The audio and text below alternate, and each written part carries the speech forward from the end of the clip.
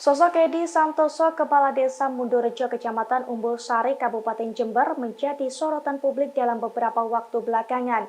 Ia ditetapkan sebagai tersangka atas kasus dugaan korupsi dana desa.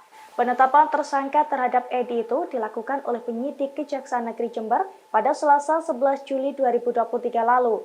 Namun tersangka dugaan korupsi itu justru mendapatkan pembelaan dari warga.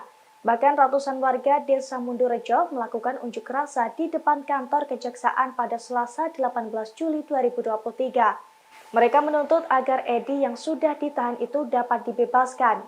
Warga tak percaya bahwa pemimpinnya itu melakukan korupsi karena dinilai sebagai kepala desa termiskin di Kabupaten Jember. Dalam unjuk rasa tersebut, warga membawa sejumlah banner yang meminta agar Edi dipulangkan. Ada juga banner yang menyebut bahwa Edi merupakan kepala desa yang baik dan amanah. Yanto, seorang warga yang ikut berunjuk rasa pun mengungkapkan hal senada. Ia juga tak percaya bahwa Edi menikmati uang dari hasil korupsi dana desa. Pasalnya di mata Yanto, kadisnya itu merupakan orang yang sederhana dan jujur. Yanto juga menyebut bahwa Edi hanya mengontrak dan tidak memiliki rumah.